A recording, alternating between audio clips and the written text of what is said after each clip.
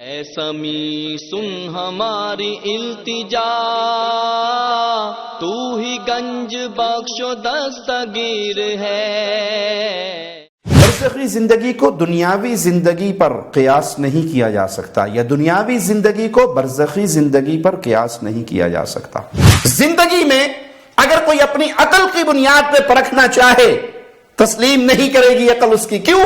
یہ قبر ہے، اس کے ساتھ ادھر بھی قبر ہے، ادھر بھی قبر ہے، ادھر بھی قبر ہے، 70 ہاتھ کیسے کھلے گی؟ ساتھ تو سینکڑوں مردے اور بھی دفن ہے۔ بھائی یہ محسوس کرنا اس دنیا کی زندگی میں ہے، اس زندگی کے حالات پر برزخ کی زندگی کو قیاس نہیں کیا جا سکتا۔ اب ماں کے پیٹ میں تھے، آپ کو کوئی شعور نہیں اس زندگی کا، اسی طرح برزخ کی ایک زندگی ہے۔ قبر کھل جائے، 70 ہاتھ کشادہ ہو جائے، روشن ہو جائے، جنت کی نعمتیں مل جائیں اور قبر سکیڑ دی جائے، آپ کہاں پر ہیں، میں کہاں پر ہوں، یہ سوال باقی رہے گا۔ یہ ہے اصل مستقبل۔ ہم اس ایسے شخص کے پاس پہنچے جو لیٹا ہوا تھا اور دوسرے آدمی کے پاس ایک پتھر تھا جو اچانک اس کے سر پہ مارتا اور اس کا سر ریزہ ریزہ ہو جاتا۔ آپ جھوٹ بول کر دنیا والوں کو تو مطمئن کر کے ہو سکتا ہے اپنی جان چھڑا لو، لیکن قیامت کی عدالت بڑی شدید ہے، وہاں آپ کا جھوٹ نہیں چل رہا اور وہاں جھوٹ کی بنیاد پر آپ بچ نہیں سکتے۔ سن ہمارے مولا، سن ہمارے داتا، ہم فقیر تیرے، تو ہے شہنشاہ۔ السلام علیکم ورحمۃ اللہ وبرکاتہ۔ ان الحمد للہ نحمده ونستعینه ونستغفره ونعوذ باللہ من شرور انفسنا ومن سیئات اعمالنا، من يهده الله فلا مضل له ومن يضلل فلا هادي له، اشهد ان لا اله الا الله وحده لا شريك له واشهد ان محمدا عبده ورسوله، اما بعد۔ اہل الحدیث، اہل سنت والجماعت وہ مبارک لوگ ہیں جو نبی کریم صلی اللہ علیہ وسلم کی احادیث پر ایمان لاتے ہیں، حدیث کو سمجھنے اور پرکھنے کے لیے اپنی عقل کو ہی ہر چیز نہیں سمجھتے کہ اگر عقل کے خلاف کوئی بات آئے تو صرف اس بنیاد پہ ٹھکرا دی جائے کہ یہ ہماری عقل میں نہیں آ رہی۔ یہ اہل بدعت کا طریقہ ہے۔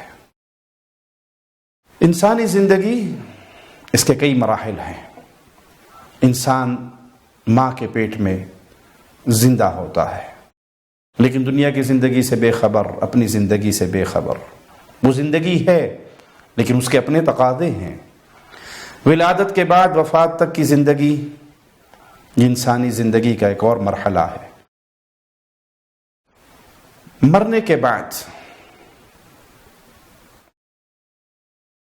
انسان جب سو جاتا ہے،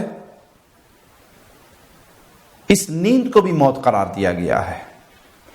اس میں روح اور جسم کا تعلق باقی رہتا ہے۔ سونے کی دعا رسول اللہ صلی اللہ علیہ وسلم نے جو ہمیں سکھائی، اللہم باسمک اموت و احیا، اے اللہ تیرے نام پہ مر رہا ہوں اور تو ہی مجھے زندہ کرے گا۔ یہ بھی ایک مرحلہ ہے۔ اسی طرح موت کے بعد قبر کے اندر یہ برزخ کی زندگی ہے۔ زندگی کے کسی مرحلے پر دوسرے مرحلے کو پیش نہیں کیا جا سکتا۔ برزخ کی یہ زندگی، اس کے اپنے تقاضے ہیں، اس کا اپنا انداز ہے۔ اس قبر کی زندگی جو حقیقت میں برزخی زندگی ہے، اس میں اللہ کی طرف سے انعامات بھی ملتے ہیں اور عذاب بھی انسان پاتے ہیں۔ برزخی زندگی کو دنیاوی زندگی پر قیاس نہیں کیا جا سکتا، یا دنیاوی زندگی کو برزخی زندگی پر قیاس نہیں کیا جا سکتا۔ قبر میں عذاب بھی برحق ہے اور اللہ کی طرف سے انعام بھی برحق ہے۔ قبر مٹی کا یہی ڈھیر ہے جو ہمیں نظر آتا ہے، جس میں میت کو دفنانے کے بعد ہم اس کے لیے مغفرت کی اور ثابت قدمی کی دعا کرتے ہیں۔ زندگی کا ایک مرحلہ وہ اس قبر سے اٹھنے، قیامت کے قائم ہونے پر، حساب و کتاب اور اس سے فراغت پر، ہمیشہ کی جنت یا ہمیشہ کی جہنم، وہ بھی ایک ہمیشہ کی زندگی ہے۔ اہل ایمان پیارے نبی صلی اللہ علیہ وسلم کی احادیث وہ زندگی کے کسی مرحلے کے متعلق ہوں اس پر ایمان لاتے ہیں، کیونکہ ہم امت ہیں غیب پر ایمان لانے والی۔ ہم نے آقا علیہ الصلوۃ والسلام سے سنا اور اپنا سر جھکا دیا، وہ زندگی کا کوئی مسئلہ کیوں نہ ہو۔ اور اس میں سب سے بہترین فہم ہمارے سامنے وہ رسول اللہ صلی اللہ علیہ وسلم کے صحابہ کا فہم ہے۔ ابو بکر صدیق رضی اللہ عنہ وارضاہ نے جب یہ سنا کہ رسول اللہ صلی اللہ علیہ وسلم نے فرمایا میں مسجد حرام سے بیت المقدس میں گیا، تو انہوں نے اپنی عقل کی بنیاد پر فیصلے نہیں کیے، یہ سنتے ہی تسلیم کر لیا۔ پیارے نبی صلی اللہ علیہ وسلم کے صحابہ کا یہ فہم ہمیں درس دیتا ہے کہ جب صحیح حدیث ہم تک پہنچ جائے تو اس پر ایمان لے کر آئیں۔ آئیے قبر کے حوالے سے، قبر میں عذاب، جزا اور سزا کے حوالے سے رسول اللہ صلی اللہ علیہ وسلم کے چند فرامین سنتے ہیں۔ صحیح بخاری میں 6366 نمبر روایت ہے، مومنوں کی ماں صدیقہ کائنات عائشہ رضی اللہ تعالی عنہا بیان کرتی ہیں کہ مدینے کی دو بوڑھی عورتیں جن کا تعلق یہودیوں سے ہے، وہ سیدہ کے پاس آئیں اور انہوں نے کہا کہ قبر والوں کو قبر میں عذاب ہوتا ہے۔ سیدہ فرماتی ہیں کہ میں نے ان کی تصدیق نہیں کی اور ان کی تصدیق میں کوئی ایک لفظ بھی نہیں کہا، لیکن جب رسول اللہ صلی اللہ علیہ وسلم تشریف لائے تو میں نے ان کی ساری گفتگو آپ کو سنائی، تو پیارے نبی صلی اللہ علیہ وسلم نے فرمایا ان دونوں نے سچ کہا، انہم یعذبون عذابا تسمعہ البہائم، قبر میں عذاب ہوتا ہے اور اس عذاب کو جانور تک سنتے ہیں۔ عذاب قبر کے حوالے سے ان بوڑھی عورتوں نے اے عائشہ جو باتیں تمہیں کہیں وہ سچ کہیں، قبروں میں عذاب دیا جاتا ہے اور اس عذاب کو جانور بھی سنتے ہیں۔ اس کے بعد رسول اللہ صلی اللہ علیہ وسلم ہر نماز میں عذاب قبر سے پناہ مانگا کرتے تھے۔ یہ ہے رسول اللہ صلی اللہ علیہ وسلم کی صحیح حدیث۔ مومن کا کام کیا ہے؟ جب حدیث رسول سنے تو اس پر ایمان لے آئے، اپنی طرف سے اس کی باطل تعویل نہ کرے، عقل کی بنیاد پہ پرکھتے ہوئے کہ یہ بات عقل میں نہیں آتی، صحیح حدیث کا انکار نہ کرے۔ ابو ہریرہ رضی اللہ عنہ وارضاہ سے روایت ہے کہ رسول اللہ صلی اللہ علیہ وسلم نے قرآن حکیم کی ایک آیت کی تفسیر بیان کرتے ہوئے اس سے مراد عذاب قبر لیا، اور وہ قرآن حکیم کی آیت مالک کا فرمان فَإِنَّ لَهُ مَعِيشَةً ضَنْكَ، ہم ان کا گزرانے زندگی تنگ کر دیں گے، اس سے مراد عذاب قبر ہے۔ سیدنا زید بن ثابت بیان کرتے ہیں کہ نبی کریم صلی اللہ علیہ وسلم بنو نجار کے باغ میں اپنے خچر پر سوار تھے کہ خچر سواری آپ کی بدکنے لگی، وہاں کچھ قبریں تھیں، تو پیارے حبیب علیہ الصلوۃ والسلام نے پوچھا من یعرف اصحاب هذه الاقبر، ان قبر والوں کو کون جانتا ہے؟ ایک آدمی نے کہا اے اللہ کے نبی صلی اللہ علیہ وسلم میں جانتا ہوں۔ تو آپ علیہ الصلوۃ والسلام نے پوچھا فمتى مات هؤلاء، یہ لوگ کب مرے تھے؟ اس نے کہا یہ شرک کی حالت میں مرے تھے، یہ حالت ایمان میں فوت ہونے والے لوگ نہیں ہیں بلکہ حالت شرک میں مرے تھے۔ تو آپ نے فرمایا ان هذه الامه تبتلى في قبورها، اس امت کو قبروں کے اندر آزمائش میں ڈالا جاتا ہے، یعنی قبروں میں عذاب ہوتا ہے. فلولا ان لا تدافنوا لدعوت الله ان يسمعكم من عذاب القبر الذي اسمع منه. اگر مجھے یہ خوف نہ ہوتا کہ تم اپنے مردوں کو قبروں میں دفنانا چھوڑ دو گے تو میں اللہ سے دعا کرتا اللہ تمہیں عذاب قبر کے کوئی جھلک سنا دے، جو میں سنتا ہوں اس میں سے کچھ اللہ تمہیں بھی سنا دے. لیکن عذاب قبر کی شدت کی یہ کیفیت ہے، اور رسول اللہ صلی اللہ علیہ وسلم کی اپنی امت کے ساتھ محبت اور رحمت کا یہ ماجرا ہے کہ میں نے اللہ سے یہ دعا نہیں کی کہ کہیں تم اپنے مردوں کو قبروں میں دفنانے سے انکار نہ کر دو. تو اس حدیث سے بھی ثابت ہوا کہ قبر کے اندر عذاب ہوتا ہے، اور جس قبر سے آپ کا خچر بدکا تھا وہ یہی دنیا کی قبر، یہی مٹی کا ڈھیر تھا. اس سے مراد کوئی ایسی قبر نہیں جو عالم برزخ میں ہے. ذہن میں یہ اشکال پیدا ہو سکتا ہے کہ کچھ لوگ ایسے بھی تو ہیں جن کو قبر نصیب نہیں ہوتی. تو اللہ قادر ہے، وہ جہاں پر ہیں، جہاں پر ان کے ذرات ہیں، ان کو وہیں پہ اکٹھا کر کے عذاب جزا یا سزا دے. اللہ ہر چیز پہ قادر ہے، تو اس کے لیے وہی قبر قرار پائے گی. رسول اللہ صلی اللہ علیہ وسلم نے فرمایا تعوذوا باللہ من الفتن ما ظہر منها وما بطن. جو فتنے ظاہر ہو گئے اور جو فتنے چھپے ہوئے ہیں، ان تمام فتنوں سے اللہ کی پناہ مانگو. سب نے کہا کہ ہم ان تمام فتنوں سے جو ظاہر ہو گئے یہ ابھی تک پوشیدہ ہیں، اللہ کی پناہ میں آتے ہیں. تو رسول اللہ صلی اللہ علیہ وسلم نے فرمایا تعوذوا باللہ من فتنة الدجال، دجال کے فتنے سے اللہ کی پناہ مانگو. تو سب صحابہ نے کہا ہم دجال کے فتنے سے اللہ کی پناہ میں آتے ہیں. پیارے نبی صلی اللہ علیہ وسلم کی خصوصیات میں سے ایک خصوصیت یہ بھی تھی کہ اللہ مالک ان کو عذاب قبر دکھا دیتا تھا، سنا دیتا تھا. آپ صلی اللہ علیہ وسلم پہچان لیتے تھے کہ ان قبر والوں کو عذاب ہو رہا ہے، اور پھر اپنی امت کو ڈرایا، اپنے صحابہ کو ڈرایا.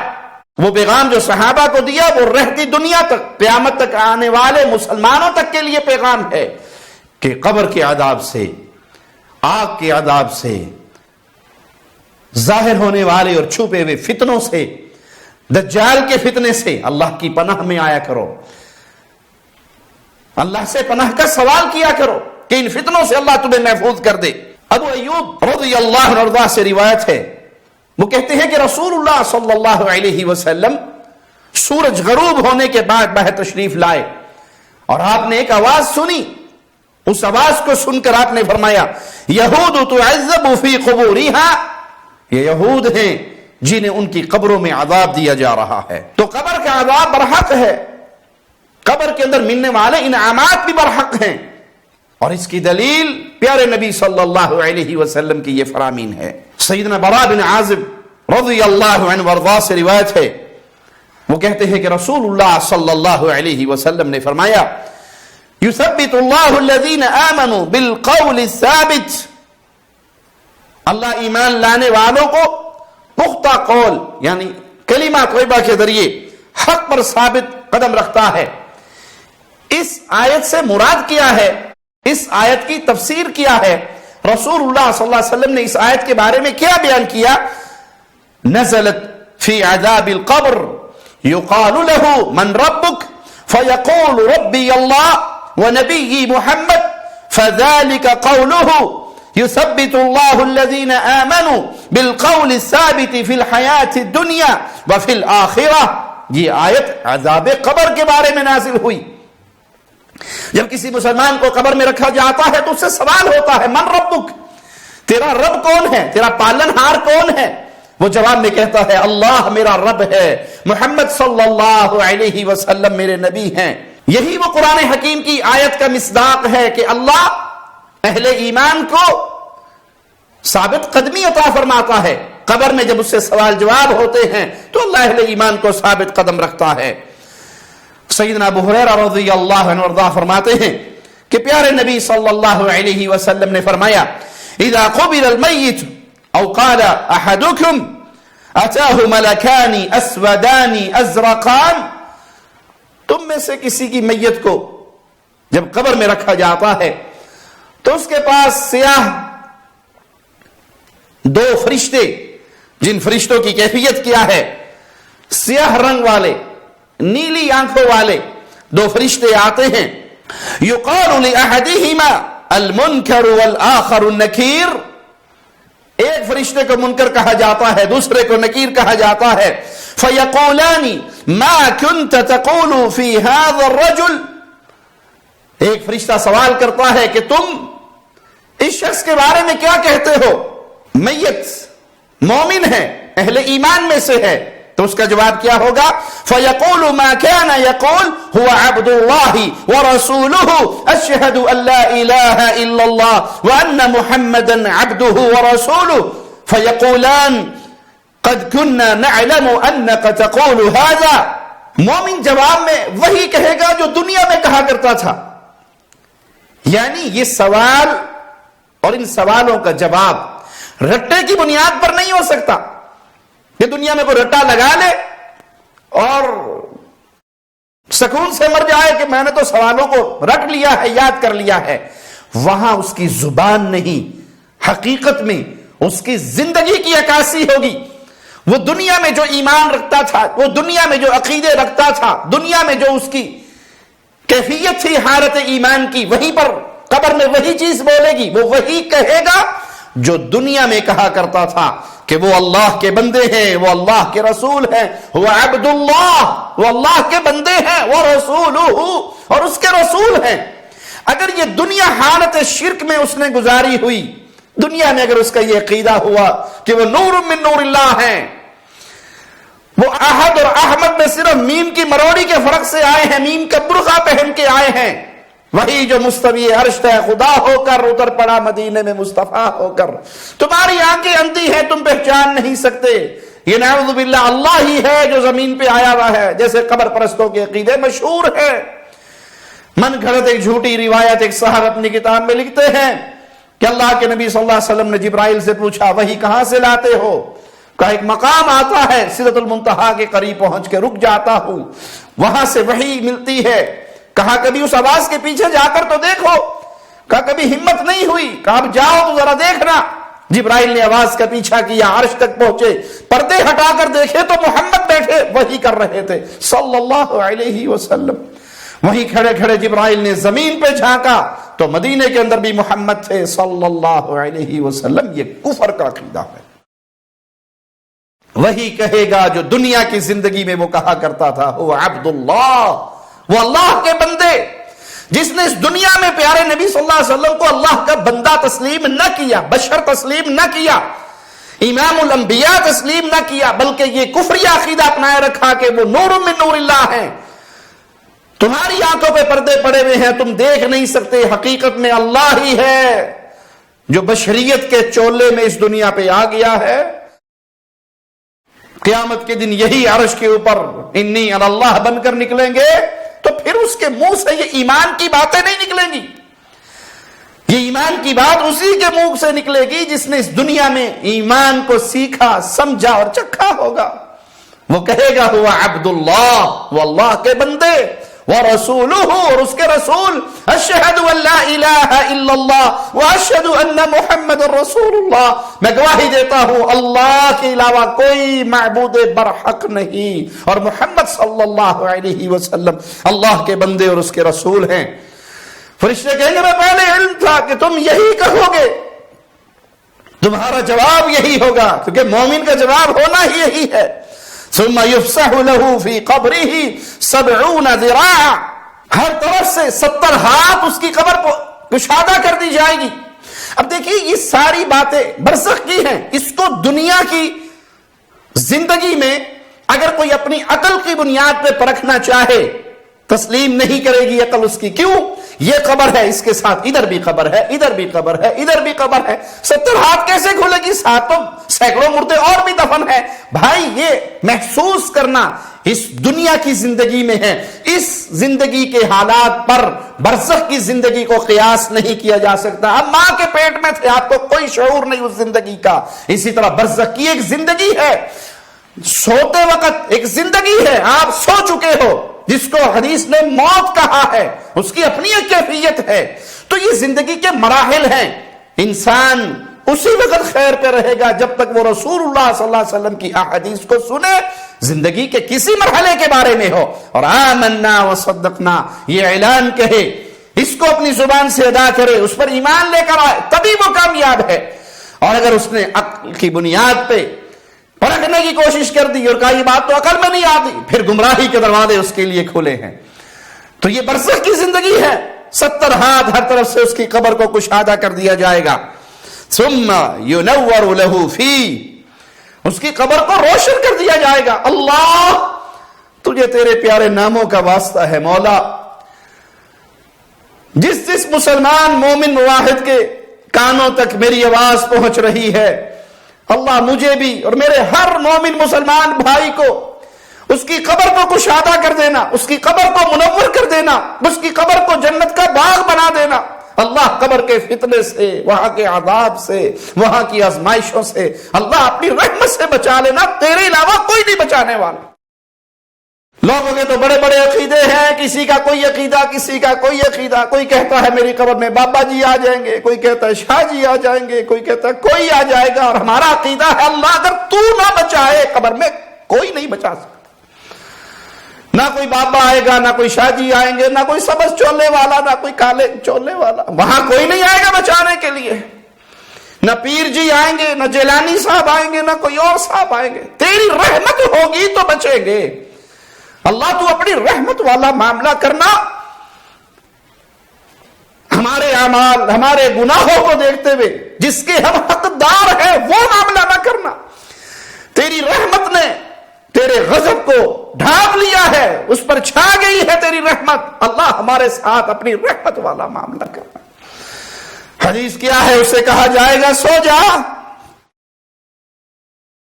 اور وہ جواب میں کیا کہے گا؟ فَيَقُولُ أَرْجِعُ إِلَىٰ أَهْلِي فَأَخْبِرُهُمْ، مجھے چھٹی دے دو، اجازت دے دو، میں اپنے اہل و عیال کے پاس جا کے انہیں خبر دے دوں کہ میرا معاملہ بڑا اچھا ہو گیا، میرا معاملہ بالکل ٹھیک ہو گیا، میری قبر کو روشن کر دیا گیا، اس کو کھول دیا گیا 70 ہاتھ تک، میں اپنے اہل و عیال کو جا کر اس کی خبر دیتا ہوں۔ فَيَقُولَانَ نَمْ كَنَوْمَةِ الْعَرُوسِ، ایسے سو جا جیسے دلہن سوتی ہے، کہ اس دلہن کو اس کا سب سے محبوب اس کے اہل و عیال میں سے، یعنی اس کا خامن، وہی آ کر اٹھاتا ہے، اس کی نیند کو خراب کوئی نہیں کرتا۔ دیکھ لیجئے، اسے کہا گیا سو جا، اس نے کہا نہیں سونے والی بات تو ہے نہیں، اب تو مجھے واپس جانے دو، اپنے اہل و عیال کے پاس، دنیا والوں کے پاس جا کے میں انہیں خبر دوں کہ میں کامیاب ہو گیا، اپنی کامیابی کی بشارت سناؤں۔ اس کو اجازت ملی، اور دیکھ لیجئے پیروں فقیروں مولویوں ملاؤں نے کتنے قصے گھڑے ہوئے ہیں۔ جمعرات کو روحیں آتی ہیں، کبھی ہر روز بھی آتی ہیں، کبھی کہیں آتی ہیں، کبھی کہیں آتی ہیں، دھندا ہے کھانے پینے کا، ڈھونگ رچایا ہوا ہے مولویوں نے اپنے پیٹ کی جہنم کو بھرنے کا۔ حدیث بتا رہی ہے قبر کے اندر وہ سوال کرے گا مجھے جانے دو، اپنے اہل و عیال کو خوشخبری سناؤں، اسے جانے کی اجازت نہیں ملے گی۔ نیک روح اللہ کی مہمان نوازی میں، بری روح اللہ کے عذاب میں گرفتار، اس جہاں سے کٹنے کے بعد پھر اس جہاں میں واپسی کا کوئی چکر نہیں۔ یہ قصے کہانیاں، یہ کھانے پینے کے ڈھونگ، یہ اپنے اپنے فرقے کی باتیں ہیں جو تراش لی گئی ہیں، جس کا حقیقت سے کوئی تعلق نہیں۔ حتی یبعثہ اللہ فی مضجعہ ذالک، اور سو جا یہاں پر آرام کر، یہ جنت کا باغ بن چکا ہے، اس وقت تک جب تک تیرے اس ٹھکانے سے اٹھائے جانے کا وقت نہ آ جائے، اللہ تجھے یہاں سے اٹھا نہ لے۔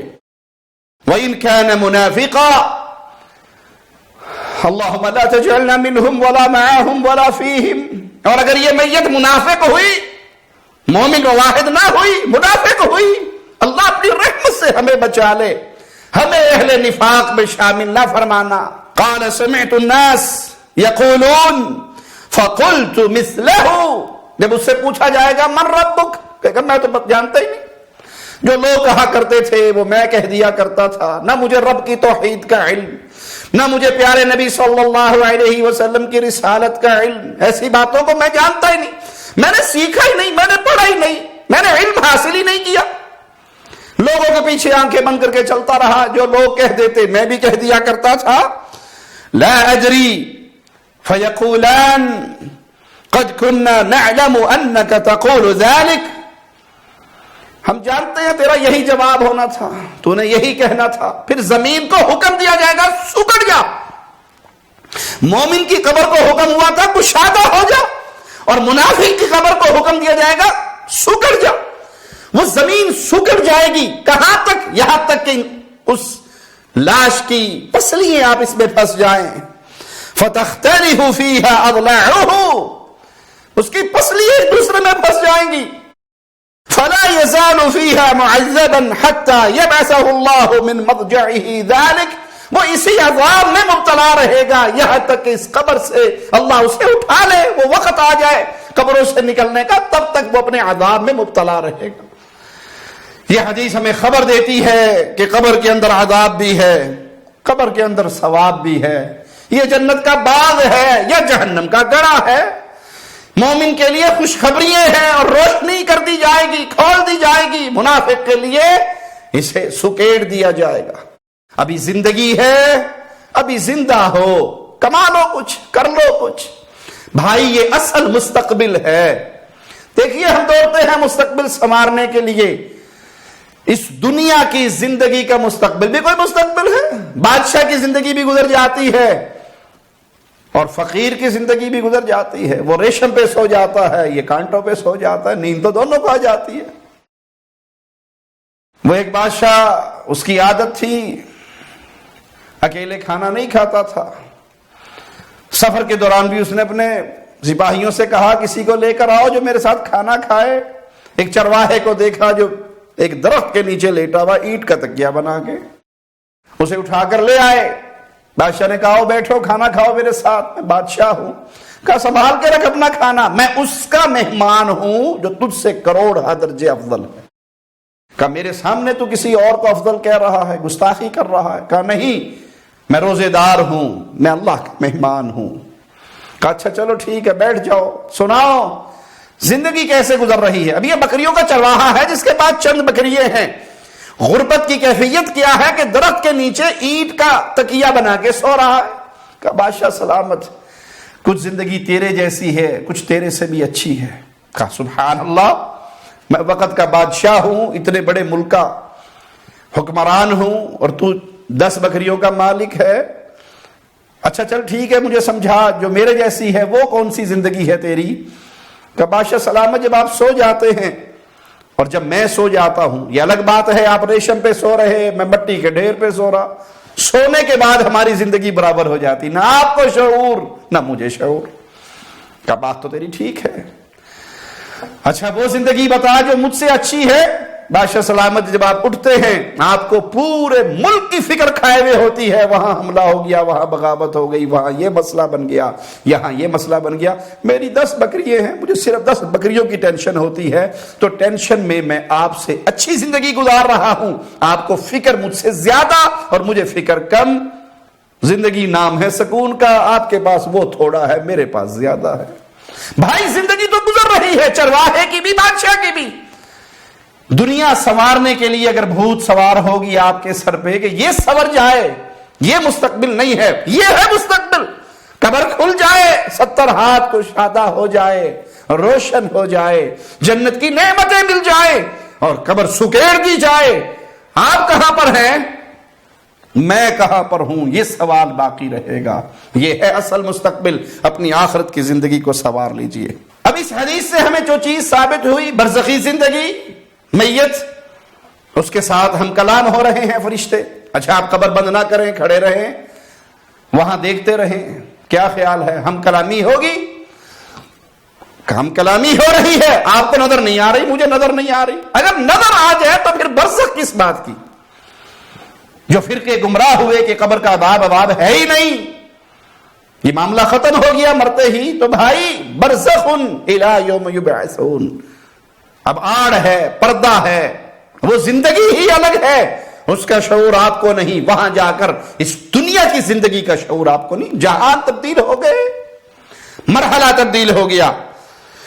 سیدنا برا بن عازب رضی اللہ عنہ ارضا فرماتے ہیں ہم نبی کریم صلی اللہ علیہ وسلم کے ساتھ ایک انصاری کے جنازے کے لیے نکلے، ابھی لحد تیار ہونے میں کچھ تاخیر تھی، آپ بیٹھ گئے اور ہم بھی آپ کے گرد بیٹھ گئے، اور ایسے بیٹھے ہوئے انہماک سے اللہ کے نبی صلی اللہ علیہ وسلم کی طرف، گویا ہمارے سروں پہ پرندے بیٹھے ہیں جو حرکت کرنے سے اڑ جائیں گے، اور آپ ایک لکڑی ہے جس سے زمین کو کرید رہے اور فرما رہے استعیذوا باللہ من عذاب القبر، اللہ سے قبر کے عذاب کی امان مانگو، اللہ سے یہ کثرت سے سوال کیا کرو کہ اے اللہ ہمیں قبر کے عذاب سے محفوظ رکھنا۔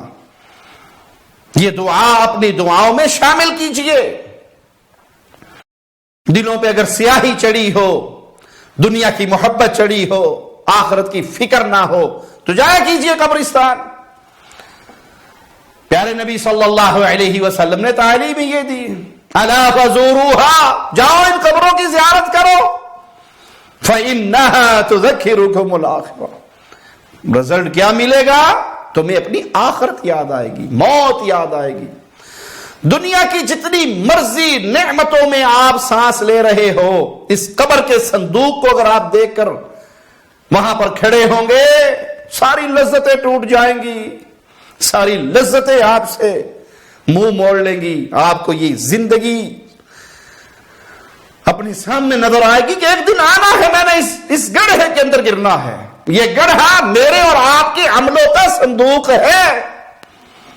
یہ ایسی منزل ہے کہ یہاں پر سب نے پہنچنا ہے، اس سے بچ نہیں کوئی سکتا۔ تو پیارے بھائی اس کی تیاری کیجئے۔ ایک روایت میں ہے کہ آپ علیہ الصلوۃ والسلام نے فرمایا وَإِنَّهُ لَيَسْمَعُ خَفْقَ نِعَالِهِمْ إِذَا وَلَّوْا مُدْبِرِينَ حِينَ يُقَالُ لَهُ يَا هَذَا مَنْ رَبُّكَ وَمَا دِينُكَ وَمَنْ نَبِيُّكَ۔ جب لوگ واپس جاتے ہیں، میت جانے والوں کے پاؤں کی آہٹ سنتی ہے۔ جب لوگ واپس لوٹتے ہیں تو میت پاؤں کی آہٹ سنتی ہے جو اس کو چھوڑ کر جا رہے ہوتے ہیں، جبکہ اس سے پوچھا جا رہا ہوتا ہے تیرا رب کون، تیرا دین کیا ہے، تیرے نبی کون ہے۔ اپنے بچوں کی یہ تربیت کریں، ان کو یہ سوالات یاد کروائیں، ان کی زندگی کا مقصد انہیں بتائیں۔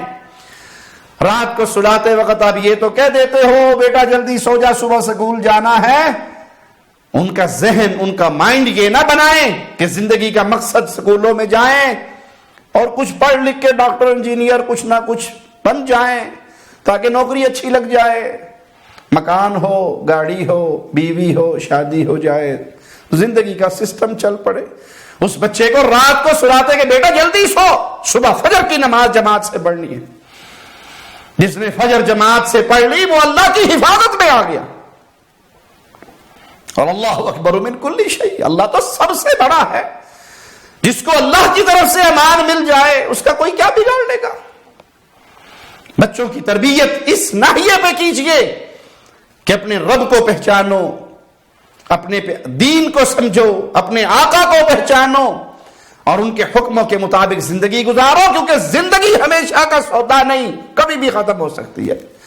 یہ غبارہ ہے، کبھی بھی گیس نکل سکتی ہے، یہ پانی کا بلبلہ ہے، کبھی بھی پھٹ سکتا ہے۔ یہ مقصد اپنے بچوں کے ذہنوں میں بٹھائیے کہ ہم نے اس دنیا میں ہمیشہ نہیں رہنا، مرنا ہے، اور پھر ہم نے اللہ کی طرف لوٹنا ہے جہاں ہماری زندگی کا ہم سے سوال و جواب ہونا ہے۔ آپ نے فرمایا وَيَأْتِيهِ مَلَكَانِ فَيُجْلِسَانِهِ فَيَقُولَانِ لَهُ، دو فرشتے آئیں گے، اسے اٹھا کر بٹھا دیں گے اور اس سے کہیں گے من ربک، فَيَقُولُ رَبِّيَ اللَّهُ، تیرا رب کون، تیرا پالنہار کون، تیرا غریب نواز، بندہ پرور، غوث اعظم، مشکل کشا، حاجت روا، سجدوں کے لائق جس کو تو نے جانا، رکوع کے لائق جس کو تو نے جانا، جس کو خالق مالک رازق کہا، جس کی تو دنیا میں عبادت کرتا رہا، من ربک، تیرا رب کون ہے۔ یہ سوال یاد کر لیجئے، زندگی اس سوال کے گرد گھمائیے، آپ نے کس کو رب مانا ہے، آپ کس کو سجدے کرتے ہیں، قبروں کو، ڈھیریوں کو، آپ کس کو مشکل کشا سمجھتے ہیں جو مر کے مٹی میں دفن ہو گئے، آپ کس کو حاجت روا کہتے ہیں جو اپنی مشکلیں ٹلوانے کے لیے مریدوں کے چندوں پہ گزارا کرتے ہیں؟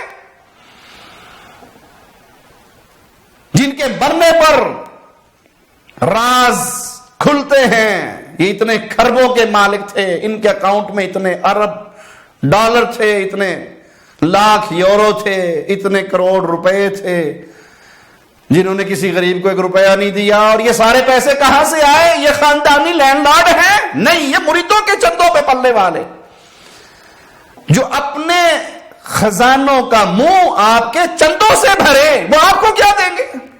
وہ تو آپ کی طرح منگتے انسان ہیں. یہ مشکل کشا نہیں ہے، یہ حاجت روا نہیں ہے، یہ بگڑی بنانے والے نہیں ہیں، یہ فقیر ہیں، یہ منگتے ہیں، یہ کلاش ہے، یہ بھوکے ہیں. جب تک اللہ ان کو نہ کھلائے یہ بھوکے ہیں. زمین و آسمان کے خزانوں کا مالک اللہ ہے، جو چاہے کر گزرے اللہ کے علاوہ کوئی کچھ نہیں کر سکتا. یہ پچھلے دنوں ایک جاہل نے ایک بینک مینیجر کو قتل کر دیا، اور اس کی کہانی جب کھلی تو کیا پتا لگا کہ اس کا پیر آیا تھا بینک میں، جس نے ماسک نہیں پہنا ہوا تھا. اس کو سمجھایا، اس نے کہا جی پیر صاحب ہیں، بڑے کرنی بھرنی دھرنی والے ہیں. اس نے کہا پیر شیر کیا ہوتے ہیں، تمہارے جیسا انسان ہے.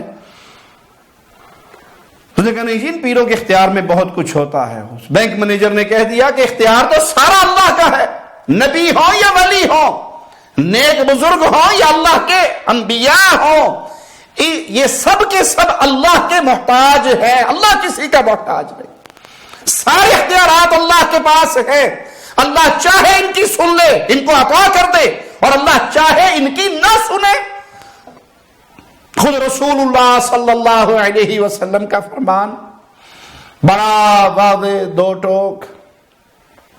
میں نے اللہ سے دعا کی میری امت کو انتشار و افتراق میں نہ ڈالنا، یہ فرقہ اور گروپ اور ٹکڑوں میں نہ بٹے. نہیں قبول ہوئی. رسول اللہ صلی اللہ علیہ وسلم نے کفار کے لیے بد دعائیں کی. قرآن حکیم میں آیات نازل ہوگی لیس لک من الامر شیء. اے نبی صلی اللہ علیہ وسلم، آپ کا اختیار نہیں ہے، میں چاہے انہیں عذاب دے دوں، چاہے انہیں معاف کر دوں. انہوں نے ظلم کیا ہے. وہ اللہ ہے، چاہے اپنے نبی کی دعا کو قبول کرے اور چاہے نہ کرے، چاہے اپنے نبی کو عطا کرے چاہے نہ کرے. مختار کل، ہر چیز کا کنٹرولر وہ صرف اللہ ہے، باقی سارے اس کے در کے سوالی. دیکھ لیجئے، آپ نے بارہا پڑھا ہوگا، سنا ہوگا، بدر کے میدان میں رسول اللہ صلی اللہ علیہ وسلم نے اپنا سر مبارک سجدے میں رکھا، دعائیں کی، اور اتنی آہوزاری سے دعائیں کی کہ یہاں تک جملے کہہ دیے اے اللہ، یہ جو میرا گروہ ہے جن کو میں آج لے کر آیا ہوں اپنے صحابہ کی جماعت کو، اگر یہ آج شہید ہو گئے، قتل ہو گئے تیرے واسطے میں، پھر قیامت تک تیرا نام لیوا کوئی نہیں پیدا ہوگا. یہ میری کمائی ہے زندگی کی. تو کیا مطلب ہوا؟ مختار کل کون ہوا؟ رسول اللہ صلی اللہ علیہ وسلم یا اللہ؟ نبی مختار کل ہوتے تو پھر یہ دعائیں کرنے کی کیا ضرورت تھی؟ آپ کے تو اپنے اختیار میں سب کچھ. آپ سوالی بنتے ہیں، آپ اللہ سے مانگتے ہیں. عرفات کے میدان میں آپ کی لمبی دعائیں دلیل ہیں. عطا کرنے والا وہ ہے، مختار کل وہ ہے، جو چاہے فیصلے کرے وہ ہے.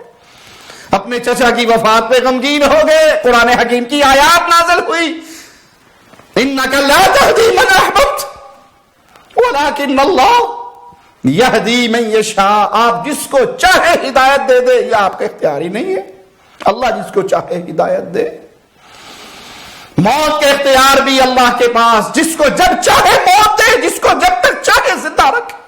میرے پیارے نبی کی گود میں آپ کا بیٹا ابراہیم فوت ہوا، آپ کی آنکھوں سے آنسو بہے. صحابی نے سوال کیا آپ رو رہے ہیں؟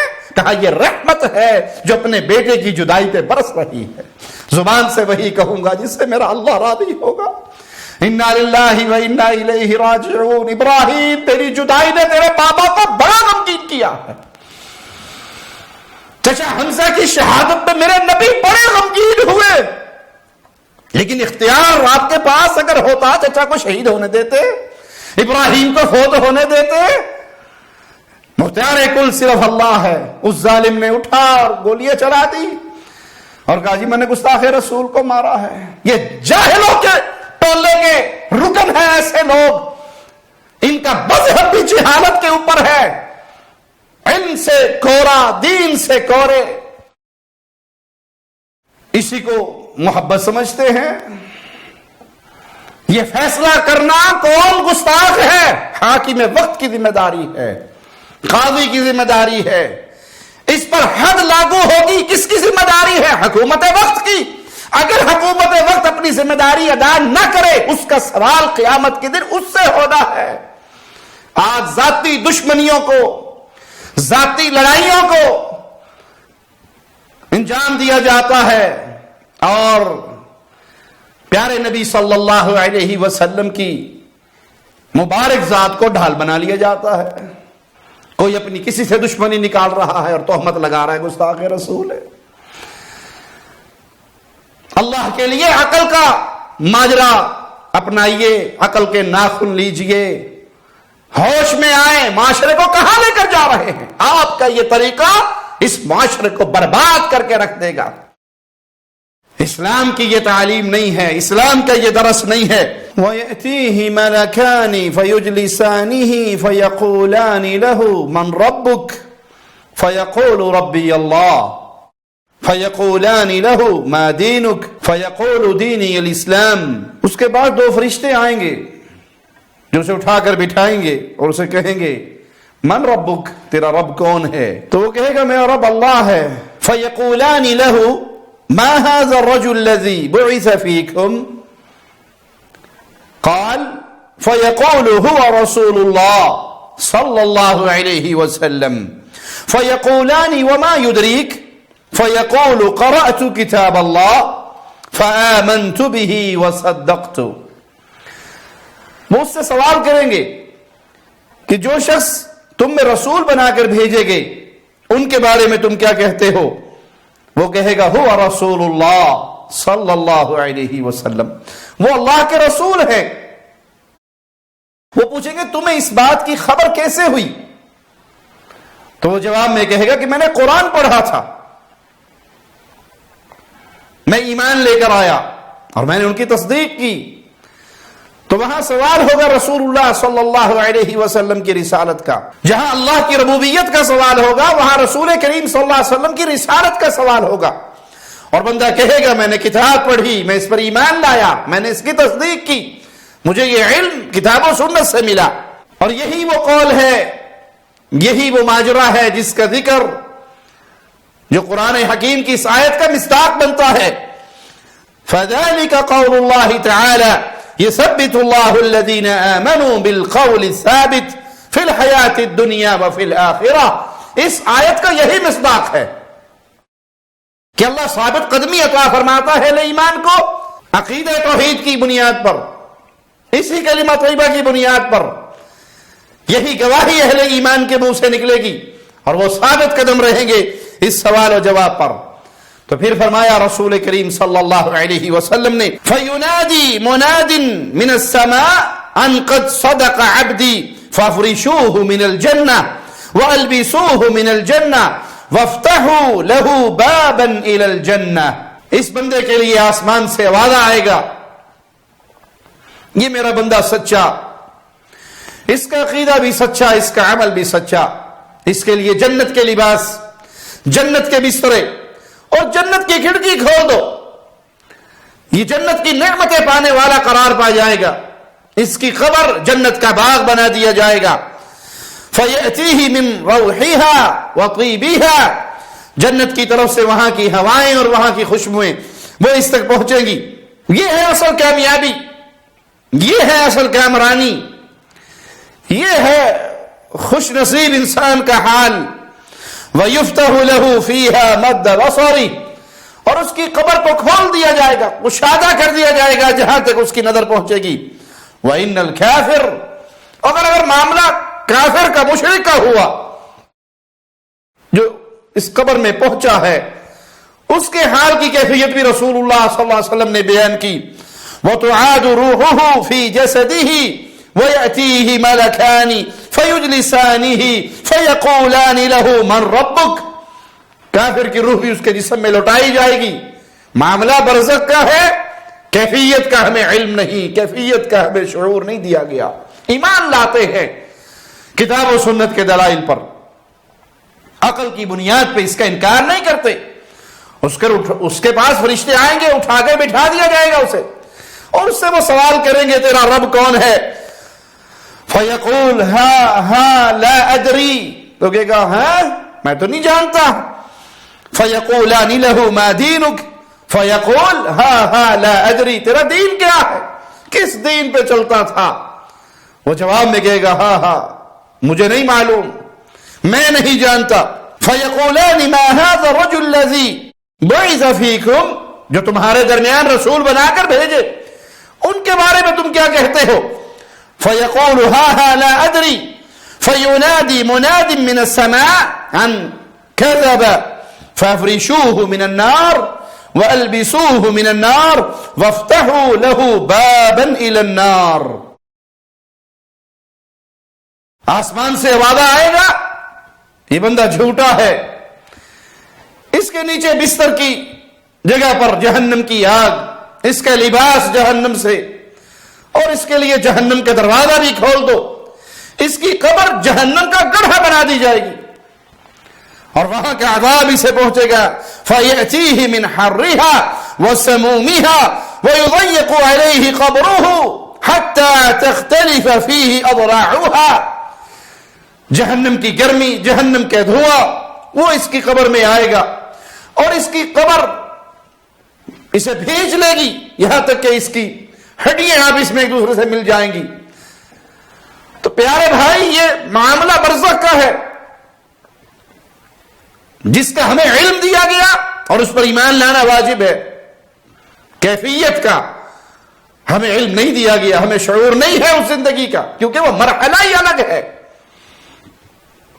زندگی کے اپنے اپنے مراحل ہیں، یہ مرحلہ بھی ایک زندگی کا ہے، یہ بھی ایک برزخ کی زندگی ہے جس کا ہمیں آج کی دنیا میں رہتے ہوئے شعور نہیں ہو سکتا۔ اہل ایمان کا تقاضا، اہل ایمان کا طریقہ کار یہ ہے کہ وہ جب رسول اللہ صلی اللہ علیہ وسلم کی احادیث سنتے ہیں جس پر ایسی زندگی کا ذکر ہو، ایسے واقعات کا ذکر ہو جو ہمارے اس دنیا میں رہتے ہوئے علم و شعور میں نہیں آ سکتے، وہ صحیح حدیث سے ثابت ہو جائے تو مسلمان ایمان لے کر آتا ہے اور اس کی تصدیق کرتا ہے۔ یہ قبر کا عذاب برحق ہے، کیوں برحق ہے؟ کہ اس کی خبر رسول اللہ صلی اللہ علیہ وسلم نے دی، اور رسول اللہ صلی اللہ علیہ وسلم جو خبر دیتے ہیں وہ اللہ کی طرف سے وحی کی بنیاد پہ ہوتی ہے۔ حدیث میں مزید وضاحت ہے اس عذاب کی۔ ثم يقيض له اعمى ابكم معه مرزبة من حديد لو ضرب بها جبل لصار ترابا، اس کے اوپر ایک اندھا اور گونگا حصہ مقرر کر دیا جاتا ہے جس کے پاس بھاری گرز ہے اور وہ ایسی قوت والا ہے، اگر اس گرز کو پہاڑ پہ مارے تو پہاڑ ریت کا ڈھیر بن جائے۔ فَيَضْرِبُهُ بِهَا ضَرْبَةً يَسْمَعُهَا مَا بَيْنَ الْمَشْرِقِ وَالْمَغْرِبِ إِلَّا الثَّقَلَيْنِ فَيَصِيرُ تُرَابًا، وہ اس کو چوٹ مارتا ہے اور ایسی چوٹ مارتا ہے جس کی آواز جن اور انس کے علاوہ ساری مشرق و مغرب کے درمیان کی مخلوق سنتی ہے، اور وہ پھر مٹی اور ریزہ ریزہ ہو جاتا ہے۔ ثم تعاد فیہ الروح، پھر اس میں روح لوٹائی جاتی ہے۔ یہ برزخی عذاب کی کیفیت ہے، یہ قبر کے عذاب کی کیفیت ہے۔ اس حدیث میں تردید ہے ان لوگوں کی جو عذاب قبر کے انکاری ہیں عقل کی بنیاد پہ، کہ ان کی یہ باتیں، احادیث کا یہ مفہوم ان کی عقل میں نہیں آتا، اور وہ عقل پرستی کرتے ہوئے احادیث کا انکار کر دیتے ہیں۔ اور اس حدیث میں ان کا بھی رد ہے جو یہ کہتے ہیں کہ ہر قبر میں رسول اللہ صلی اللہ علیہ وسلم پیش ہوں گے، حالانکہ یہ وضاحت ہے کہ پوچھا جائے گا جو تمہارے درمیان مبعوث کیے گئے ان کے بارے میں تم کیا کہتے ہو۔ ہر قبر میں اللہ کے نبی صلی اللہ علیہ وسلم کا پہنچنا کسی صحیح حدیث سے ثابت نہیں ہے،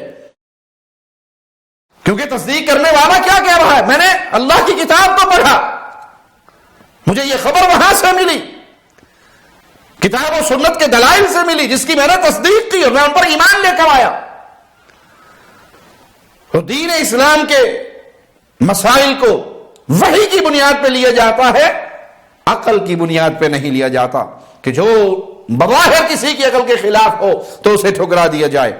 سیدنا عبداللہ ابن عمر رضی اللہ عنہما سے روایت ہے کہ رسول اللہ صلی اللہ علیہ وسلم نے فرمایا ان احدکم اذا مات عرض علیہ مقعدہ بالغداۃ والعشی، جب تم میں سے کوئی فوت ہو جاتا ہے تو اس کو اس کی قبر میں اس کا آخرت کا ٹھکانہ صبح شام دکھایا جاتا ہے۔ ان کان من اہل الجنہ فمن اہل الجنہ، اگر تو وہ جنتی ہے تو وہ اہل جنت کا ٹھکانہ دیکھتا ہے، اسے دکھایا جاتا ہے۔ وَإِن كَانَ مِنْ أَهْلِ النَّارِ فَمِنْ أَهْلِ النَّارِ، اور اگر وہ جہنمی ہے، اہل نار میں سے ہے، اللہم لا تجعلنا منہم ولا معاہم ولا فیہم، اللہ اپنی رحمت سے ہمیں محفوظ فرما لے اور اہل نار میں ہمارا شمار نہ کرے۔ تو وہ اہل نار میں سے ہے، اس کا ٹھکانہ وہی اہل نار کا ہے۔ فَيُقَالُ هَذَا مَقْعَدُكَ حَتَّى يَبْعَثَكَ اللَّهُ إِلَيْهِ يَوْمَ الْقِيَامَةِ، تو اسے کہا جاتا ہے یہی تیرا مقام ہے، لیکن قیامت کے دن اس وقت ملے گا جب تجھے اللہ اٹھائے گا، پھر تجھے یہ مقام دیا جائے گا۔ تو جنتی کو جنت دکھائی جائے گی، جس کو دیکھ کر وہ خوش ہوگا، اس کی خوبصورتی کو، اس کے مقام کو، اس کے مرتبے کو دیکھ کر اللہ کا شکر ادا کرے گا اور سکون پائے گا۔ ہاں، جس کو جہنم کا ٹھکانہ دکھایا گیا، اس کے حسرت میں، اس کے عذاب میں، اس کی مایوسی میں، اس کے غم اور دکھ میں اور اضافہ ہوگا۔ تو یہ برزخی زندگی کے بارے میں رسول اللہ صلی اللہ علیہ وسلم کی احادیث ایمان تقاضا کرتا ہے۔ جیسے ہم آپ کی باقی احادیث کو سن کر اس پر ایمان لاتے ہیں، تو ان احادیث کو سن کر بھی اس پر ایمان لے کر آئیں۔ رسول اللہ صلی اللہ علیہ وسلم بکثرت صحابہ سے فرمایا کرتے تھے هل رأى احد منکم من رؤیا، تم میں سے کسی نے کوئی خواب دیکھا ہے؟ تو صحابہ اگر خواب بیان کرتے، آپ اس کی تعبیر کرتے، صحابہ سے آپ کثرت سے یہ سوال کیا کرتے تھے۔ اور آپ صلی اللہ علیہ وسلم نے ایک صبح فرمایا انہو اتانی لیلہ آتیان، رات آنے والے دو آئے، یعنی اللہ کے دو فرشتے، وہ رسول اللہ صلی اللہ علیہ وسلم کے پاس آئے، انہوں نے مجھ سے اٹھایا اور مجھے کہا چلو، میں ان کے ساتھ چل دیا۔ ہم اس ایسے شخص کے پاس پہنچے جو لیٹا ہوا تھا، اور دوسرے آدمی کے پاس ایک پتھر تھا جو اچانک اس کے سر پہ مارتا اور اس کا سر ریزہ ریزہ ہو جاتا، اور پتھر لڑتا ہوا دور گرتا، وہ دوبارہ اٹھا کر لاتا اور پھر اس کے سر پہ مارتا اور پھر اس کا سر ریزہ ریزہ ہو جاتا۔ میں نے کہا سبحان اللہ، اس کا کیا ماجرا ہے؟ تو انہوں نے کہا اور آگے چلیے۔ میں اور آگے چلا، میں ایک ایسے شخص کے پاس پہنچا جو لیٹا ہوا ہے اور اس کے پاس ایک فرشتہ مقرر ہے جس کے ہاتھ میں لوہے کا انگرا ہے، اور وہ اس کے چہرے کی طرف آتا ہے اور اس کے جبڑے میں ڈالتا ہے اور اس کو چیرتا ہوا گدی تک لے جاتا ہے، اس کے ناک کے نتھرے میں ڈالتا ہے اور اسے چیرتا ہوا گدی تک لے جاتا ہے، اس کی آنکھ میں ڈالتا ہے اور اسے چیرتا ہوا گدی تک لے جاتا ہے، پھر وہ دوسری طرف آتا ہے اور یہی سلوک اس کا وہاں کرتا ہے۔ میں نے کہا سبحان اللہ، اس شخص کا کیا گناہ ہے؟ انہوں نے کہا اور آگے چلیے۔ میں اور آگے چلا اور ایک ایسی جگہ پر پہنچا جہاں ایک تنور کی طرح کی جگہ ہے جس کے اندر مرد اور عورت ہے اور وہ سب کے سب برہنہ ہیں، آگ کا شعلہ ان کے نیچے جلتا ہے، وہ آگ کے عذاب کے اندر اس میں مبتلا ہے۔ میں نے کہا سبحان اللہ، ان کا کیا ماجرا ہے؟ تو مجھے کہنے والے نے کہا اور آگے چلیے۔ تو ہم ایک ایسی نہر پر پہنچے، وہ نہر خون کی طرح سرخ ہے اور اس کے اندر ایک شخص ہوتے تیر رہا ہے، وہ نہر خون کی طرح سرخ ہے اور ایک شخص اس میں تیر رہا ہے۔ نہر کے کنارے ایک آدمی بیٹھا ہے جس کے پاس بہت سے پتھر ہیں، وہ تیرنے والا جو ہی کنارے کی طرف آتا ہے یہ اس کے منہ میں پتھر مارتا ہے اور وہ منہ کھولتا ہے، پتھر اس کے منہ میں لگتے ہیں جو اس کو اور پیچھے دھکیل دیتے ہیں۔ میں نے کہا یہ کون ہے؟ اس کا کیا گناہ ہے؟ اس کا کیا ماجرا ہے؟ مجھے کہا اور آگے چلے۔ میں اور آگے چلتا ہوں، ایک جگہ پر پہنچا جہاں انتہائی بدصورت آدمی ہے. تم نے کتنے ہی بدصورت کو دیکھا ہو، وہ اس سے بھی زیادہ بدصورت. اس کے پاس آگ جل رہی ہے اور اسے اور تیز سے تیز کرتا جا رہا ہے اور اس کی طرف اس کے گرد دوڑ رہا ہے. میں نے پوچھا یہ کیا ماجرا ہے؟ انہوں نے کہا آگے چلیے. ہم آگے چلے تو ایک باغ میں پہنچے جو بڑا خوبصورت ہے، سرسبز و شاداب ہے، موسم بہار کے سارے پھول اس میں کھلے ہوئے ہیں. اس باغ کے درمیان ایک کافی لمبے قد کا ایک آدمی ہے، اتنا لمبا قد کہ اس کے سر کو دیکھنا مشکل ہے، گویا وہ آسمان سے باتیں کر رہا ہے. اس آدمی کے ارد گرد بہت سارے بچے ہیں. میں نے اتنے بچے کبھی نہیں دیکھے. میں نے ان سے پوچھا یہ آدمی کون ہے اور ان بچوں کی حقیقت کیا ہے؟ انہوں نے کہا آگے چلیے. ہم اور آگے چلے اور ایک عظیم الشان باغ میں پہنچے. میں نے اتنا بڑا اور اتنا خوبصورت باغ کبھی نہیں دیکھا. ان دونوں نے کہا اس پر چڑھیے. میں اس پہ چڑھ گیا. جب ہم اس پر چڑھے تو ایک شہر دکھائی دیا جس کی ایک اینٹ سونے کی اور ایک اینٹ چاندی کی. ہم اس شہر کے دروازے پر آئے، اسے کھلوایا، وہ ہمارے لیے کھول دیا گیا. ہم اس میں داخل ہوئے تو ہمارا استقبال کیا گیا. ہمارا استقبال ایسے لوگوں نے کیا جن کے جسم کا آدھا حصہ انتہائی خوبصورت اور دوسرا آدھا حصہ انتہائی بدصورت. آپ نے فرمایا کہ ان دونوں ساتھیوں نے ان لوگوں سے کہا اس نہر میں کود جاؤ. وہ سب نہر میں کود گئے. جو نہر بڑی خوبصورت صاف شفاف پانی اس میں بہ رہا. اور جب وہ ہمارے پاس آئے تو ان کی وہ بدصورتی ختم ہو چکی تھی، اب وہ نہایت خوبصورت تھے. ان دونوں نے مجھے کہا یہ جنت ہے اور یہ آپ کی منزل ہے. جب میری نظر اوپر اٹھی تو سفید بادل کی طرح مجھے ایک محل نظر آیا. انہوں نے مجھے کہا اس جگہ آپ کا مقام ہے. میں نے ان سے کہا اللہ تمہیں برکت دے، مجھے چھوڑ دو تاکہ میں اپنے محل میں چلا جاؤں. انہوں نے کہا اس وقت آپ اس میں نہیں جا سکتے لیکن آئندہ آپ اس میں ضرور جائیں گے. میں نے ان سے کہا آج رات تو بہت عجیب ماجرا دیکھا ہے، بہت عجیب چیزیں دیکھی ہیں، ان کی حقیقت مجھے بتاؤ، ان کی حقیقت کیا ہے؟ انہوں نے مجھ سے کہا ہم ابھی آپ سے بیان کرتے ہیں. پہلا آدمی جس کے پاس آپ گئے اور اس کا سر پتھر سے کچلا جا رہا تھا، یہ وہ شخص ہے جو قرآن سیکھتا پھر اسے چھوڑ دیتا اور فرض نماز پڑھے بغیر سو جاتا. فرض نماز پڑھے بغیر سو جانا، نماز کے وقت پہ سو جانا، یہ اس کے عذاب کی کیفیت ہے. اللہ سب سے پہلے کہنے والے کو پھر ہر سننے والے مسلمان بھائی کو غور کی فکر کی توفیق عطا فرمائے. اپنی زندگی پہ روز مرہ کے معاملات پہ نظر دوڑائیے.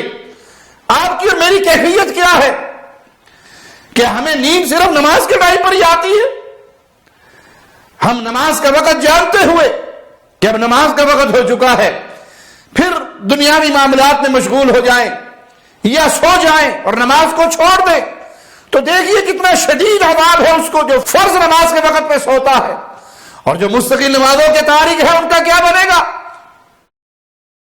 جو مستقل نمازیں بھلا بیٹھے ہیں وہ اپنی فکر کرے، کیونکہ نماز کا ہمیشہ ترک کر دینا، ہمیشہ کے لیے نماز کا تارک ہو جانا، یہ بڑے خسارے کا سودا ہے، بڑے گھاٹے کا سودا ہے اور آخرت کی بربادی کا سودا ہے. یہاں تو جو فرض نماز کے وقت پہ سوتا ہے اس کو برزخی زندگی میں یہ عذاب دیا جاتا ہے.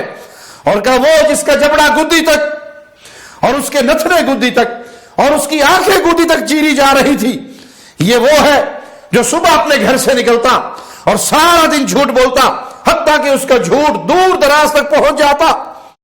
اور آج کے دور میں یہ ماجرا کتنا آسان ہو چکا ہے.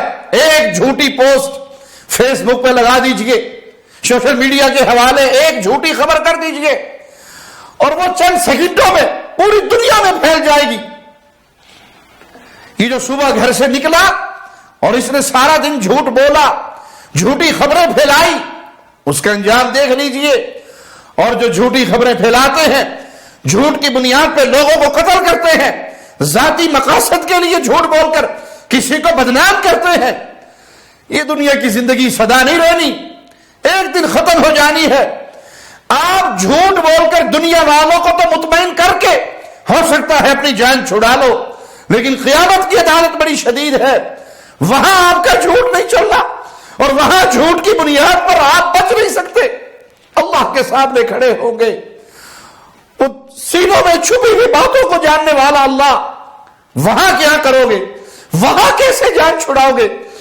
دنیا کی عدالتوں کے سامنے تو جھوٹ بول کر ہو سکتا ہے آپ بچ جاؤ، پنچایت کے سامنے جھوٹی باتیں کر کے بچ جاؤ، دنیا والوں کا منہ بند کر لو، لیکن قیامت کی گھڑی کو ہمیشہ اپنی آنکھوں کے سامنے رکھو، وہاں کون ہوگا آپ کو بچانے والا، اور وہاں کون ہوگا آپ کے جھوٹ پہ اعتبار کرنے والا؟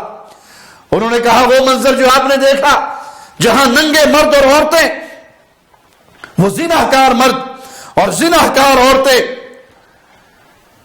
یہ زانیوں کی سزا، یہ زنا کی سزا، ایک تندور کے اندر آگ میں جلنا، یہ بڑی شدید سزا ہے۔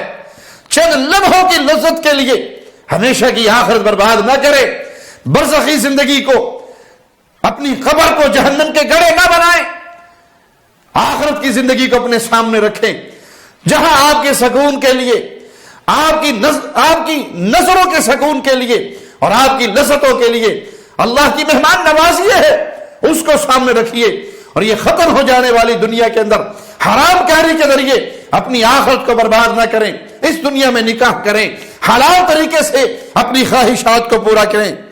اور جس آدمی کے پاس آئے جو خونی نہر میں تیر رہا تھا اور اس کے منہ میں پتھر مارے جا رہے تھے، یہ سود خور تھا۔ آج اچھے بھلے لوگ جو دین کی سمجھ بوجھ رکھتے ہیں، وہ دنیاوی مفادات کے حصول کے لیے اس سود کو بڑا آسان لے چکے ہو۔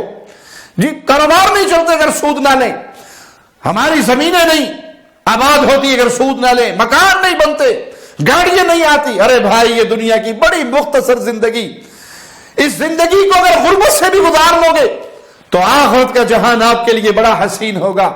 لیکن اگر اللہ کی دشمنی کی بنیاد پہ یہ زندگی گزاری کہ سود خور اللہ کا دشمن ہے، برزخی زندگی بھی برباد ہو گئی، آخرت کی زندگی بھی برباد ہو گئی۔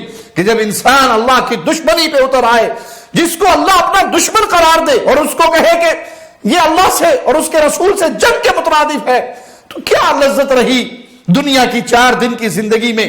اس لیے اللہ سے ڈریے، حلال راستے سے اپنی خواہشات پوری کرے، حرام راستے کو نہ اپنائیں۔ کہا وہ جو بدصورت شخص جو آگ کو بھڑکا رہا تھا اور اس کے گرد دوڑ رہا تھا، وہ جہنم کا دروغہ، اللہ کا مقرر کردہ فرشتہ، اور وہ باغ میں لمبے قد والے سیدنا ابراہیم علیہ السلام اور ان کے ارد گرد جو بچے تھے، وہ فطرت پہ پیدا ہونے والے اور فطرت اسلام پر فوت ہو جانے والے۔ یعنی بچہ فطرت پہ پیدا ہوتا ہے، ہر بچہ بھلے وہ یہودی کے گھر پیدا ہو، عیسائی کے گھر پیدا ہو، پیدا ہونے والا فطرت اسلام پہ پیدا ہوتا ہے، اور اگر وہ بلوغت سے پہلے فوت ہو گیا اسی فطرت پہ فوت ہوا، کیونکہ اس کے ماں باپ ہیں جو اسے یہودی اور عیسائی بناتے ہیں۔ پیدا ہونے والا ہر بچہ فطرت اسلام پہ پیدا ہوتا ہے۔ اس پہ کچھ صحابہ نے سوال کیا، اللہ کے نبی صلی اللہ علیہ وسلم، کیا مشرکین کے بچے بھی ان میں شامل ہیں؟ تو آپ نے فرمایا وَأَوْلَادُ الْمُشْرِكِينَ وَأَمَّا الْقَوْمُ الَّذِينَ كَانُوا شَطْرًا مِّنْهُمْ حَسَنٌ وَشَطْرًا مِّنْهُمْ قَبِيحٌ فَإِنَّهُمْ قَوْمٌ خَلَطُوا عَمَلًا صَالِحًا وَآخَرَ سَيِّئًا تَجَاوَزَ اللَّهُ عَنْهُمْ۔ ہاں، مشرکین کے بچے بھی اس میں شامل ہیں۔ اب رہے وہ لوگ جن کا آدھا جسم خوبصورت تھا اور آدھا بدصورت تھا، تو یہ وہ لوگ تھے جنہوں نے نیکیاں بھی کی، لیکن نیکیوں کے ساتھ ساتھ انہوں نے برے عمل بھی کیے۔ اللہ نے ان سے درگزر فرمایا اور ان کے گناہوں کو معاف کر دیا۔ وہ اس جنت کی نہر میں غوطے کھا کر نہا کر ان کا سارا جسم خوبصورت ہو گیا، اللہ کی طرف سے معافی ان کو مل گئی۔ اس حدیث میں بظاہر عذاب قبر کا ذکر تو نہیں، لیکن یہ سارے مناظر جو بیان ہوئے یہ عالم برزخ کے ہیں، جس سے معلوم ہوتا ہے کہ برزخ کا عذاب برحق ہے۔ ان احادیث کو سنیے اور ایمان لائیے، اپنے عقیدے کی اصلاح کیجئے کہ یہ عقیدہ عقل پرستی کا وہ انسان کو ہلاکت کی طرف لے کر جاتا ہے۔ ہم قوم ہی وہ ہیں جو ایمان لاتے ہیں غیب کی باتوں پر۔ پیارے نبی صلی اللہ علیہ وسلم سے جب کوئی حدیث صحیح سند سے ثابت ہو جائے، آپ کی صحیح حدیث ہم تک پہنچ جائے، اس پر ایمان لانے میں عافیت ہے۔ عقل کی بنیاد پہ انہیں ٹھکرا دینا اہل بدعت کا طریقہ ہے، اہل ایمان کا طریقہ نہیں۔ صحیح بخاری میں حدیث نمبر 6052 عبداللہ ابن عباس رضی اللہ عنہما بیان کرتے ہیں کہ رسول اللہ صلی اللہ علیہ وسلم 2 قبروں کے پاس سے گزرے تو آپ علیہ الصلوۃ والسلام نے فرمایا اما انہما لیعذبان، ان دونوں کو عذاب ہو رہا ہے، وما یعذبان فی کبیر، اور ان کو عذاب بظاہر کسی بڑے گناہ کی وجہ سے نہیں۔ اما احدہما فکان یمشی بالنمیمہ واما الاخر فکان لا یستتر من بولہ، ایک کو عذاب ہو رہا ہے اس وجہ سے وہ چغلی کرتا پھرتا تھا لوگوں کے درمیان، اور دوسرا اپنے پیشاب کے چھینٹوں سے نہیں بچتا تھا۔ اپنے پیشاب کے چھینٹوں سے نہ بچنا یہ بھی سبب ہے قبر کے اندر عذاب میں مبتلا ہونے کا، اور لوگوں کے درمیان چغلیاں کرنا یہ بھی سبب ہے کہ قبر کے اندر انسان کو عذاب ہو۔ آپ نے کھجور کی ایک شاخ بنائی اور اس کو 2 ٹکڑے کر کے ایک ایک قبر پہ لگا دیا اور کہا اللہ سے امید ہے کہ جب تک یہ ہری رہیں گی اللہ ان کے عذاب میں تخفیف فرما دے گا۔ ان گناہوں سے اپنے دامن کو بچائیے، ان گناہوں کو ہلکا نہ سمجھیے۔ یہ چغل خوری کرنا، یہ پیشاب کے چھینٹوں سے نہ بچنا، یہ معمولی معاملہ نہیں بلکہ حدیث میں صراحت ہو گئی کہ یہ قبر کے عذاب کا سبب بنتے ہیں۔ آئیے پیارے نبی صلی اللہ علیہ وسلم کے ایک اور فرمان سنتے ہیں، ان اکثر عذاب القبر فی البول، قبر کا عذاب اکثر لوگوں کو پیشاب کے چھینٹوں سے نہ بچنے کی وجہ سے ہوگا۔ بعض لوگ احتیاط نہیں کرتے، طہارت نہیں کرتے، ویسے ہی اٹھ جاتے ہیں۔ تو اللہ کے لیے ان اسباب کو اختیار کیجئے، ان گناہوں سے اپنے دامن کو بچائیے جو گناہ برزخی زندگی میں کسی عذاب کا سبب بنے۔ سیدنا سلمان فارسی رضی اللہ عنہ وارضہ بیان کرتے ہیں، اور یہ روایت صحیح مسلم میں 1913 نمبر، کہ میں نے رسول اللہ صلی اللہ علیہ وسلم کو یہ فرماتے ہوئے سنا، رباط یوم و لیلہ خیر من صیام شہر و قیام، ایک رات اور دن مسلمان ملک کی سرحد پہ پہرا دیتے ہوئے گزارنا یہ 1 مہینے کے قیام و صیام سے زیادہ افضل ہے۔ اہل ایمان کی پہرے داری کرنا، نگہبانی کرنا، اور اس کو 1 دن اور رات اس نیک عمل میں گزارنا، یہ اللہ کے ہاں کتنا بڑا ثواب پاتا ہے کہ کوئی شخص 1 مہینے روزے رکھے، 1 مہینے قیام کرے، وہ اس اجر کو نہیں پہنچ سکتا جو اجر مجاہدین کو ملتا ہے، جو اللہ کے بندوں کی اور اسلامی ملک کی نگرانی کرتے ہوئے، پہرا دیتے ہوئے گزارتے ہیں۔ وَإِن مَاتَ جَرَى عَلَيْهِ عَمَلُهُ الَّذِي كَانَ يَعْمَلُهُ، اسی حال میں اگر اس کی موت ہو جائے وہ عمل جو کر رہا ہے وہ بھی جاری و ساری رہے گا۔ وَأُجْرِيَ عَلَيْهِ رِزْقُهُ وَآمِنَ الْفَتَّانِ، اس کا رزق اس کے لیے جاری کیا جائے گا، اور وہ قبر میں امتحان لینے والوں کے فتنے سے بھی محفوظ رہے گا۔ جب فرشتے آ کر میت سے سوال کرتے ہیں، منکر نکیر آتے ہیں، تو انسان اس فتنے میں جو مبتلا ہوتا ہے، یہ اللہ کے راستے کا مجاہد، یہ سرحدوں پہ پہرے دینے والے اہل ایمان، یہ اس سے بھی محفوظ رہیں گے۔ اللہ سے دعا ہے اللہ ہمارے گناہوں کو معاف فرمائے، اللہ ہماری خطاؤں کو معاف فرمائے، اور اللہ ہم تمام اہل ایمان کو قبر کے فتنے سے محفوظ رکھے، قبر کے عذاب سے محفوظ رکھے، تمام فتنوں سے محفوظ رکھے، اور اہل الحدیث کے منہج پہ زندہ رکھے، اہل السنہ والجماعہ کے منہج پہ زندہ رکھے، صحابہ کے اس فہم پہ ہمیں زندہ رکھے کہ ہم رسول اللہ صلی اللہ علیہ وسلم کی احادیث سنیں اور اس پر ایمان لے کر آئیں۔ یہی کشتی نوح ہے، یہی نجات کا سفینہ ہے فتنوں کے دور میں کہ ہم رسول اللہ صلی اللہ علیہ وسلم کی احادیث پہ ایمان لے کر آئیں اور ان احادیث کی روشنی میں اپنی زندگی کے سارے معاملات کو سنواریں۔ اقول قولی ھذا واستغفر اللہ لی ولکم ولسائر المسلمین۔ شب گریزاں ہوگی آخر جلوائے خورشید سے، یہ چمن معمور ہوگا نغمائے توحید